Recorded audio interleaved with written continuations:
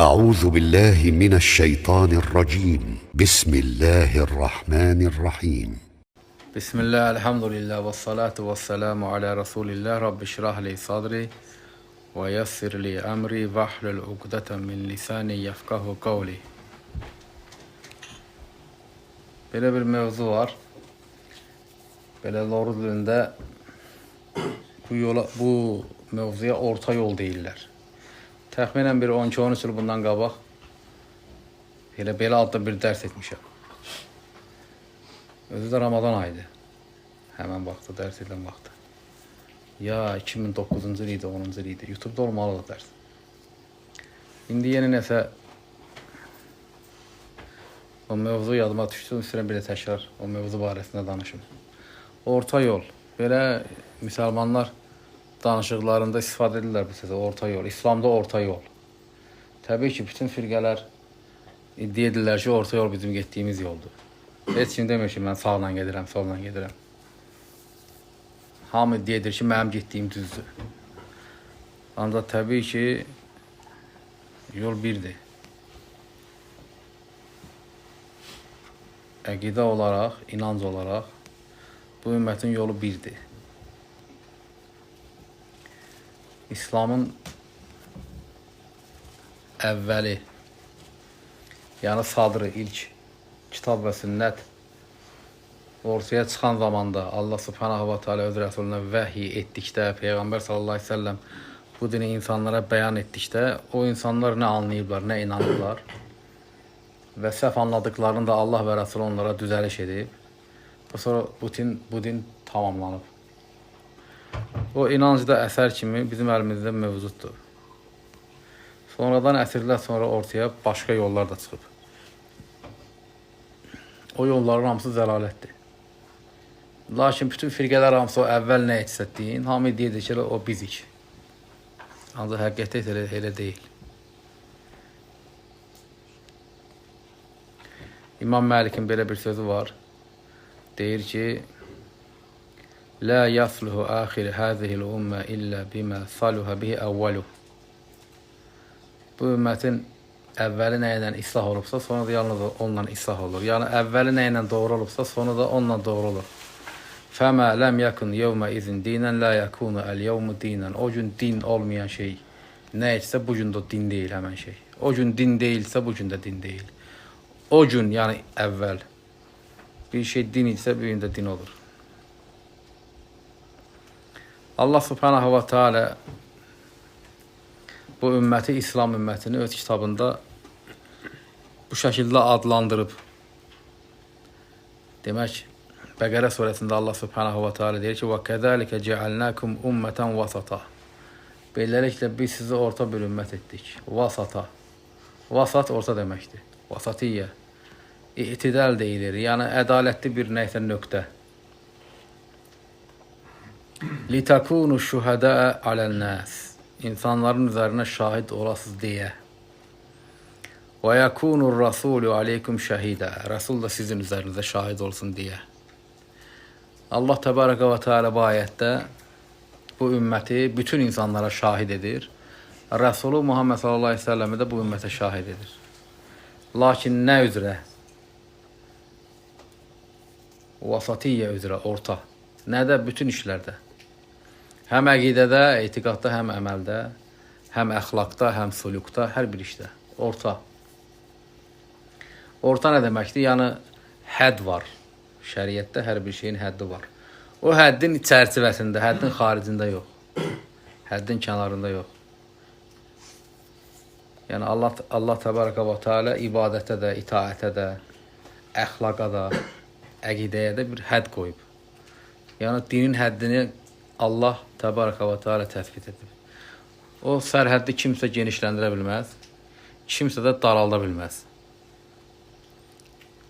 İbadətdən misal versək, Allah təbaraka və teala namazı 5 vaxt fərz edib. Heç bir kəsin onu 6 edib artırmağa və yaxud da 4 edib azaltmağa bir səlahiyyəti yoxdur. Və yaxud da Allah subhanahu və teala Ramazan orucunun imsakı ilə iftarını fəcrlə məğribin arasında edib. Heç kimsə onu daraldıb əsrə gətirə bilməz və yaxud da məğribdən həddi aşıb işə aparıb çıxarda bilməz. Çünki niyə? Din Allahındır. Bütün işlər belədir. Allah təbaraka və teala müsəlman kimdirsə, özü onu bildirib ki, bu əməlləri işləyən adam müsəlmandır. Kimsə onu artıra bilməz, kimsə onu azalda bilməz. Allah təbaraka və teala'nın tövhidlə birləmək, şirki tərk etmək, şirkin əhlinə bəraət etmək, onları təkfir etmək, bu tövhidin əslidir. Bunu edənə müsəlman deyilir. Kimsə ora nəyisə əlavə edə bilməz, kimsə orada nəyisə çıxarda bilməz. Heç bir kəsin haqqı yoxdur. Zəkatın nisabı var. 85 qram qızıla 2.5, 40'da bir yəni. Kimsə onu 85'i 95 eləyə bilməz. Kimsə də azaldıb insanlara rəhimli olub deyə o 85'i də 55 eləyə bilməz. Ağlına gələn nə varsa şəriətdə hər iş belədir.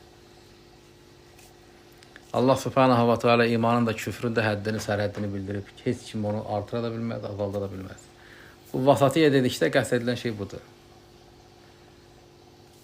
Və bunu kim bilir? Həmən bu hədləri kim bilir? Bəzilərini hamı bilir. Misal üçün, sıravi bir müsəlmana sual versən ki, müsəlmana gün ərzində neçə vaxt namaz fərzi? Bilməlidir də 5 vaxt. Bu həddi hər kəs bilir. Və yaxud da bir müsəlmana oruz barəsində sual versən, bilir ki, fəcrdən məğribə qədərdir. Bunun həddini hamı bilir. Yəni, elə hədlər var ki, onun elmində bütün insanlar müştərəkdir. Ancaq elə şeylər var ki, onun həddini hər kəs bilmir.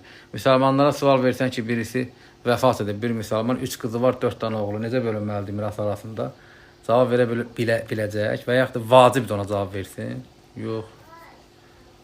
Deməli, bunun artıq həddini hamı bilmir, elm əhli bilir.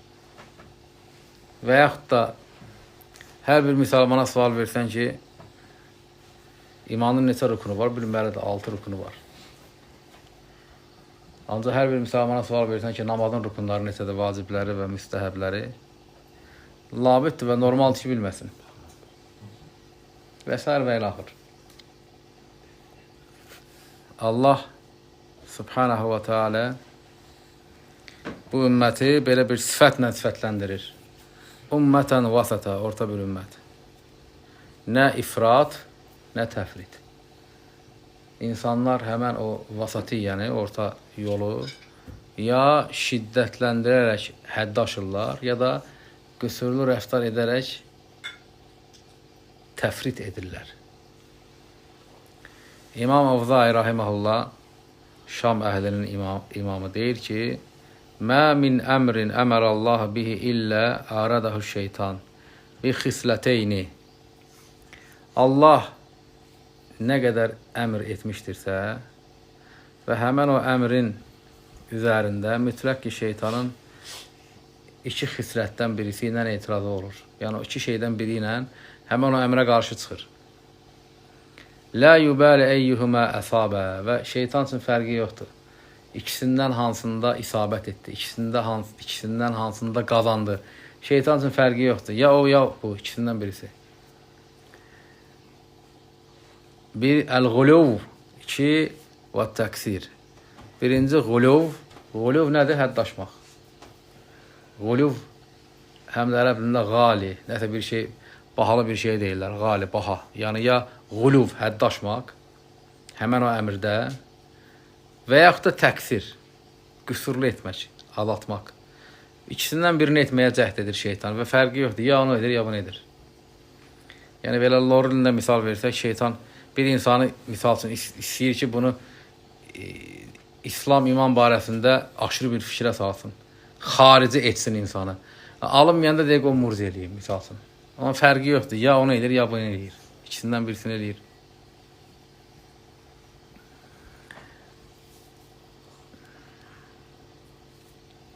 Bütün dinin əhkamı bu şəkildədir. Nə qədər şəriətdə Allah və Rəsulü nə isə əmr edibsə, şeytan həmən o əmr barəsində insanları ya quluva salır, ya təksirə salır. Allah subhanahu wa ta'ala isə ortanı istəyir hər işdə. Hər bir işdə. Buna misal olaraq, misal üçün Allah subhanahu wa ta'ala İsra surəsində deyir ki, وَلَا تَجْعَلْ يَدَكْ مَغْلُولَةً إِلَى أُنْقِكَ Əlini boynuna bağlı şəkildə tutma. Yəni, nə deməkdir mənası bunun? Yəni, xəsis olma, əlini sıxma yəni.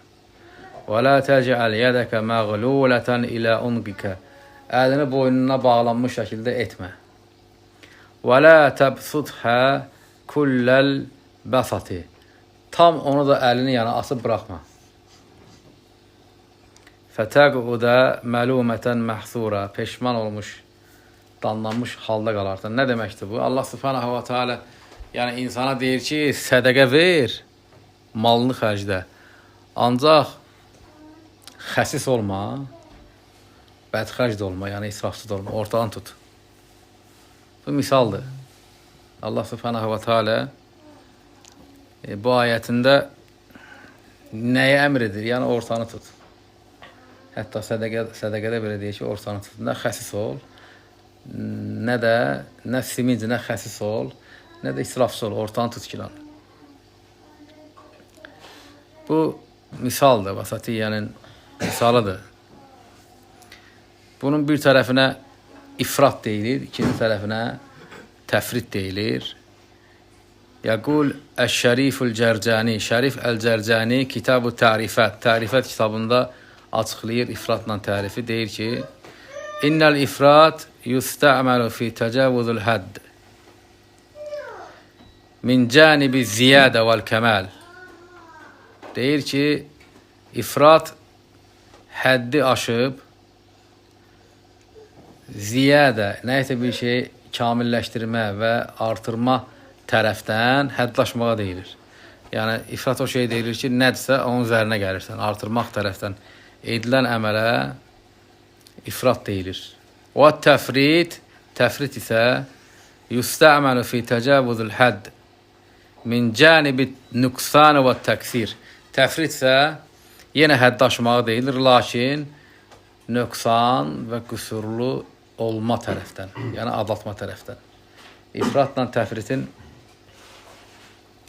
fərqi budur bir-birindən. Lakin şəriətlə bunun hər ikisi haramdır. Din məsələlərində, halal-haram məsələlərində, ibadət, itaət məsələlərində vacib olan vasatiyyədir. Haram olan hər iki tərəfdir. Həm ifrat, həm təfrit. Bütün məsələlərdə. İnsan fitrəti də bu ikisindən birisinə meyillidir daim. Görürsən ki, ya sağa çəkir, ya sola. O razvalı edilməmiş maşın olur. Rulu buraxırsan, ya sağa gedir, ya sola gedir. Yəni, insan fitrəti belədir. Görürsən ki, meyil edir nəysə. Elə insanların bəzilərinin xasiyyətlərində, xislətlərində də var. Gözünün qabağına gətir tanıdığın müsəlmanları. Adamın yaxşı tanıdığından bilirsən ki, bu meyillidir. Hara? Aşırılığa. Bir müddət keçir, o meyilli olaraq elə yarım meyil, bir il bir yerdə hərrərsən, fırlarsan, deyirsən bəlkə düzələr. Bir də görürsən ki, düşdü getdi dərənin dibinə, yox oldu getdi. Niyə? Çünki meyilli idi. Şeytan onu oradan yaxalamışdı, tutmuşdu. Elə daim görürsən ki, bir tərəfə sağa çəkirdi. Və yaxud da əksinə, adam da var, hiss edirsən ki, bu nəysə sola çəkir bunda. Bir müddət keçir, bir də baxırsan ki, getdi, cərcisi oldu, murzi oldu, cəhmi oldu, nəysə, Qur'anı oldu, nəysə bir şey oldu, getdi. Bu da sola açdı, getdi. Lakin din budur və həmçinin bunun özü insanın imtihanıdır. Din yaşayışında Allah subhanahu wa ta'ala insanı imtihan edir. İnsan günah işləyir, insan özünə aid olmayan işlərdən danışır. Taqəti çatmayacaq, fəhminin və elminin taqəti çatmayacaq məsələlərə başını, burnunu soxur. Nəticə isə iki dənə var da daima hazırdır. Sağla sol həmişə var. Ancaq ağıl sahibi, Allahla münasibətdə ixlaslı olan, dinə qarşı, elmə qarşı ədəbini qoruyan insan o ortada gedir. Sabit qalıb o orta yolda gedir. Və bütün İslam dəvəti sahəsinə bax, bütün firqələrə bax, hamısı ya sağdadır, ya soldadır. Şiə də belədir, Rafidi də belədir, Əşşari də belədir, Maturidi də belədir. Təriqət, ibadət üzrə mövzusunda olan təriqətlərin də çoxsunda bu var. Ya təksir var, ya ifrat var. Hər şey belədir. Tövhid camiyyəsinin içərisində əsasən təşvir məsələləri belədir. İnsanlara baxsan görsən, tutuzdura bilmirlər ortanı. Zirə-bədərə mövzular çıxır. Ya ifrata qaçırlar, ya təfritə qaçırlar. Lakin bu yolun həddi, o orta, nə ilə çözülür? Elmlə çözülür. Elmlə təsbit edilir ki, hədd nədir? Həddi bilirsən, durursan orada. Ancaq insan bu işlərə elmlə yanaşmır. Alimləri elm əhlini də saymır, ona görə ki, özünü bir şey bilir ki, mən özüm bilirəm, ehtiyacım yoxdur. Təbii ki, günün birində həddi bilmir, keçir. Keçəndən sonra da nə olur, aqibəti? Əqidəsini itirir, dinini itirir. Onun üçün müsəlman diqqətli olmalıdır. Bildiyi ilə yaşamalıdır, bilmədiyi barəsində susmalıdır. Və hər gün müsəlmanın gündə 5 vaxt namazda, 17 rükətdə oxuduğu Fatihə surəsində başlayan zikir, Allah, həmd və sonda gəlib Allaha etdiyin dua ilə bu ikisindən qorunmaqdır. İhdinə siratal müstaqim, bizi sıratal müstaqimə yönəld. O vasat yoludur. Sonra da ikisindən sığınırsan Allaha. Qayril məğdub aleyhim vələddalin. Məğdubların, qədaba düçar olmuşların və sapıqların yoluna yox. Məğdublar yahudilərdir, bunlar hədd aşanlardır. Vələzzalin xristiyanlar, onlar da təfrit edənlərdir.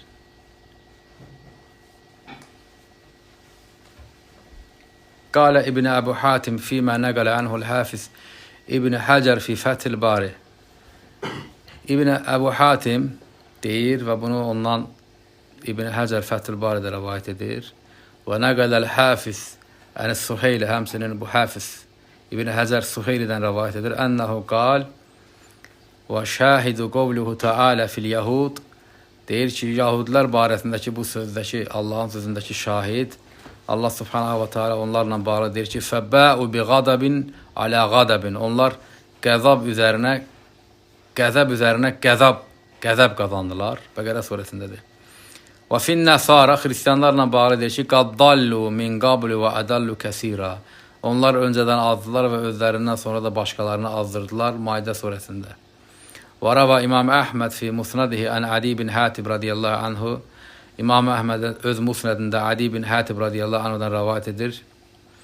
Ənə Rasul sallallahu aleyhi ve sellem qal. Rasul sallallahu aleyhi ve sellem demiştir. İnnəl məğdub aleyhim əl-yahud. Qədaba düçar olanlar yahudilərdir. Və innəd dallin ən-nasara. Sapıqlar isə xristiyanlardır. Sən hər gün Allah subhanahu wa ta'aladan istəyirsən bunu. Necə bir əhəmiyyətli bir şeydir ki, həmən bu orta yolda olmaq, vasat ümmət olmaq, necə bir əhəmiyyətli bir şeydir ki, Allah sən hər gün qıldığın namazda 17 rükət Fatihə surəsini bununla sonlayırsan. Əgər bundan əhəmiyyətli bir iş olmuş olsaydı insansın bu dünyada. Allahın əhəmiyyət verdiyi, insanlar razı qalacağı mövzuların içərisində bundan əhəmiyyətli bir şey olmuş olsaydı, Allah subhanahu ta'ala Fatihə surəsinin sonuna onu yerləşdirərdi. Allah subhanahu ta'ala Fatihə surəsinin sonunda bunu deyir sənə ki, Allaha deyirsən ki, ihdinə sıratal müstaqim, doğru yola yönəlt, sırat, müstaqim, bir yol. Və ərəb kəlməsidir sırat. Ərəb dilində yol sözünün çox sinonimi var, fərqli sözlər var. Lakin sırat elə bir kəlmədir ki, o sözün cəmi yoxdur. Bir dənədir, bircə dənədir söz. Cəm olmur yəni. İhdinə sıratal müstaqim. Doğru yola yönəlt, həmən o vasat yoldur. Və ardında da 2 dənə şeydən Allahdan özünün qorunmasını istəyirsən. Məğdub yahudilər, həddaşanlar, dallindəki təfrit edənlər. İslam tarixində də var məğdub feilini işləyən bu ümmətin muntasibləri, həddaşanlar, ifrat edənlər, rafizilər kimi, xaricilər kimi və xristiyanlar kimi təksir edənlər də var. Misal üçün irca əhli kimi. Əhl-i sünnət də bunun işinin ortasında da bütün mövzularda, çox misal vermək olar mövzulara. Görəcəksən ki, ifrat edən başqa bir tərəfdədir, hər hansı bir mövzuda. Misal üçün Əhl-i Beyt barəsində ifrat edən nasibilər Əhl-i Beyti təkfir edirlər. Və yaxud da rafizilər Əhl-i Beytə ibadət edirlər. Təksir edən, haqqını qorumayan nasiblər Əhl-i sünnət ikisinin ortasındadır. Bütün məsələlər belədir. Təkfir məsələsi də belədir, iman məsələsi də belədir, küfür məsələsi də belədir. Bütün mövzular belədir. Və bu dinin də belə bir xüsusiyyəti var ki, Eğer birisi bu dini haksız yere şiddetləndirirsə, insanın azması labüddür. Din özü insana qalib gəlir. Peyğəmbər sallallahu aleyhi ve sellem Buxarı və Müslümin rəvayət etdiyi hədisdə deyir ki, İnnə dinə yusur, din yusur, asandır. Yəni, din, İslamdan gedir, söhbət asandır.